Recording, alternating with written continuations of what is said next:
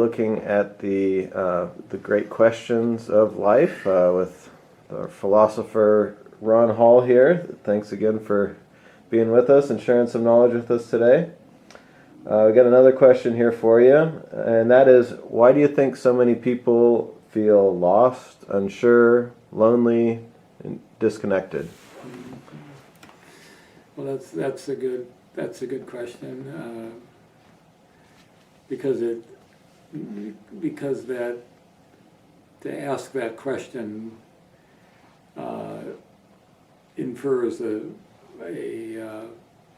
compassionate nature. That is, that we have this natural concern for the wellness of others, and if we're cultivating a compassionate nature, then others' pain can be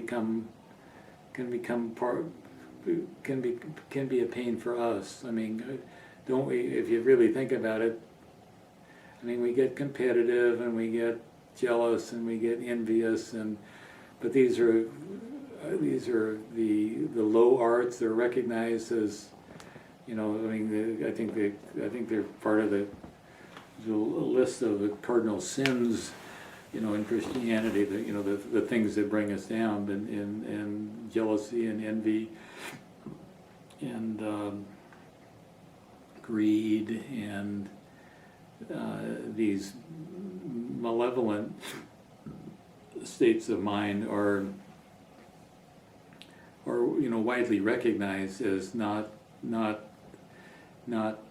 attractive on a human being, as opposed to out of our we don't have any ideals based around he was really a badass, and we love him for it. Or I mean, usually we have a notion of good qualities and bad qualities, and try to avoid the bad and cultivate the good. So why do people have these great sadnesses in their life? And I think it's somewhere along the line that they're not connecting, and as long as they're alive, the possibility is still there. So I hope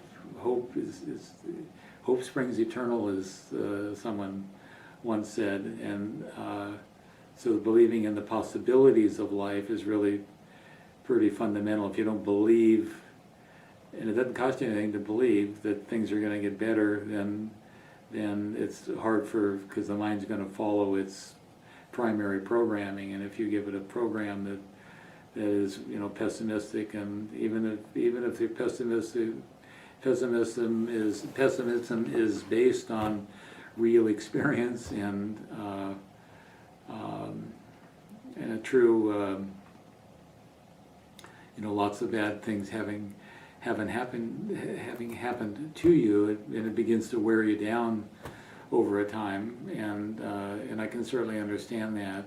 But ultimately, I think a cultivation of the possibility that you are, part of the infinite spirit, and that quality in its inherently blissful nature is within you.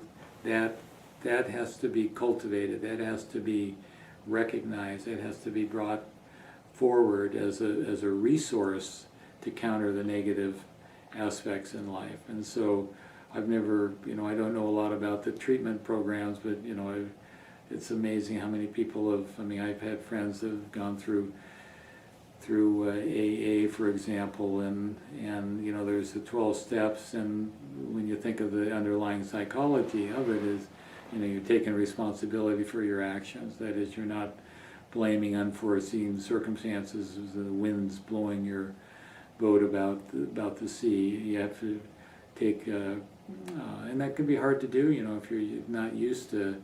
I mean, if you're used to feeling like you're always getting a raw deal, and life's been treating you unfairly, it's really hard to get out of that mindset. But those treatment programs help you. Is my understanding of them. Kind of come to terms with that in a fundamental way, and that becomes a foundation really for healthy growth. And you start taking responsibility for your actions, and then you begin to see that there's things kind of do get better, but you have to look for it, because there's always, the gifts sometimes come in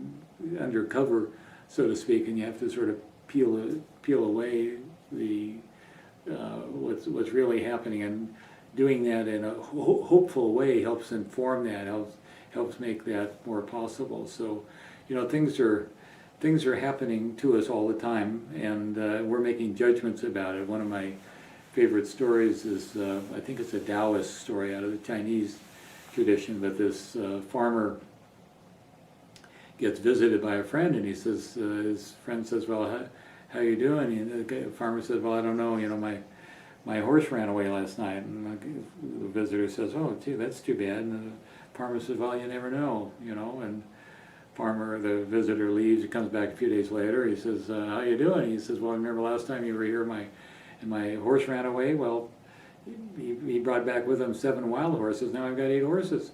And the first guy said, well, that's amazing. That's wonderful. And the farmer said, well, you never know. And so he comes back a third time. How you doing? He said, well, you remember those wild horses that my horse had brought back? And he said, yeah. He said, well, my son took them out, and he was trying to break them so we could domesticate them, and one of them threw him and broke his leg, broke it up pretty bad, and he's all laid up. He can't do anything now. And the first guy says, well, oh, gee, that's terrible. And the farmer says, well, you never know. And he comes back a fourth time. He says, oh, how's it going? And he says, well, remember last time my son had torn up his leg trying to break those wild horses? Well, shortly thereafter, the local commander of the militia came by, and he was commandeering all of the eligible young men to go fight some crazy war. And because my son's leg was all busted, they wouldn't take him. And then they got ambushed up on the path there, up in the pass, and his whole little militia group was wiped out, and my son was saved. And the guy says, well, that's amazing. And the farmer says, well, you never know. So the idea behind this is that life comes at us in a sort of a wave of phenomena, and we say, well, this started here and it ended here, and this is my story. But if the fact is that it's a fairly arbitrary distinction that you're making in terms of when something begins and when something ends. In telling that story, you're editing your life in a sense, and you're discarding the other pieces. Imagine if you developed such a state of equanimity that you were simply able to accept everything sort of as it came. So some actions might be actionable. That is, well, my CD matured. I'm gonna roll it over. So that'll be an enjoyable activity. But if you just do it without too much hankering about our interest rates going up or they're going down, is this a good time to do this? You make some of these judgments, but you don't get sort of caught up in it, that you kind of let things flow more. And I think once you begin to see that the nature of this mind is to kind of to limit and edit, but what's on the other side of these edits? What that we discount as not valid at all. So this story illustrates that this guy he just waited in a state of equanimity for the larger picture to play out, and he found out in the end, not in the end yet, because you never know, but you can see the freedom that would arise from that, the anguish, the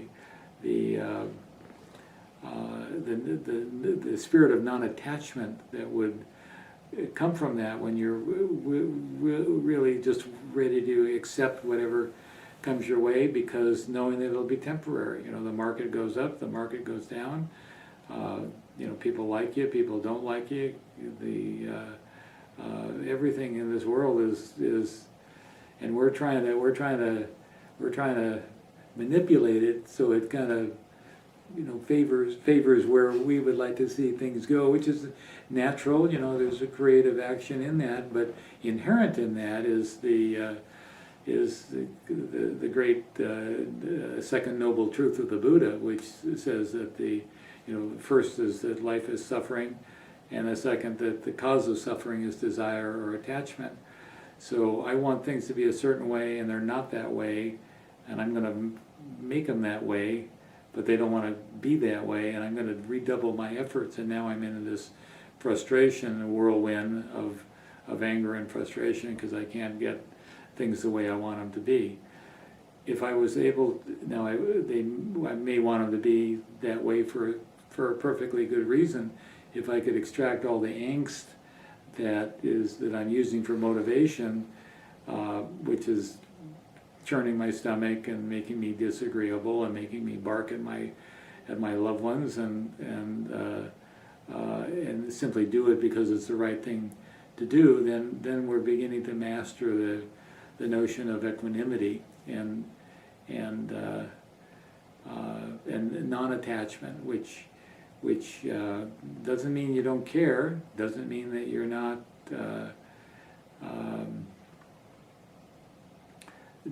trying to do the right thing. It's just that recognizing that the forces of this world are wild, and there's going to be periods where things just aren't going to go your way, and then to not lose your mind, your equanimity, your equipoise, your meditative, your singularity, because of that, but to recognize that things are playing out, and they'll, ultimately there'll be highs and lows, because that's the nature of this world. Say, if you think that you're experiencing imperfection, that it's uniquely to you, that's not true. That this world is just a mishmash of yin and yang forces that are constantly at play with one another, and we're like trying to surf this little bubble of ourselves, over this wild ocean, and we do actually pretty good at it. But when it's not going your way, cultivate that insight. And so people that haven't developed, I think, a philosophy around that, then find themselves beating their heads against the wall a lot. I mean, I think we all have friends that we love them because we love who they really are, but they have trouble. This stuff just doesn't work for them. Stuff just because there's something about the quality of their apprehension of what's going on here, that they get it.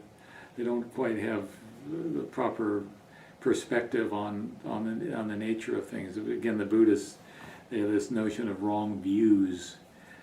Part of the Eightfold Path, which is the practical application of Buddhists, is the proper views about the nature of things. And if you think this world is, because you watch too much TV and you see too much advertising, that this world is just all fun with your friends and and laughter and lightness, well, it's just not. And but you develop a bias for that, and so I think people that have a lot of trouble, or they're here to learn, and hopefully if they're applying themselves, then then they can learn. And there's lots of great teachings around that. I use the example of the 12 steps, but I don't remember how that goes, but there's this personal responsibility and acceptance that goes with that, and then righting the wrongs that you can right, and making certain pledges to okay, let's stop stealing because that'll make you paranoid, and let's stop let's get out of bed. You don't need 14 hours of sleep. Maybe get up and do something more physical, more industrious. So there's a lot of little things, little positive things that you put them all together, and now you got a healthier lifestyle. I don't know. That's a hard question, but it's a good question because it's rooted in compassion. You know, it's rooted in, you know, our natural concern for our fellow man. So I really believe that, you know, we're our brother's keeper,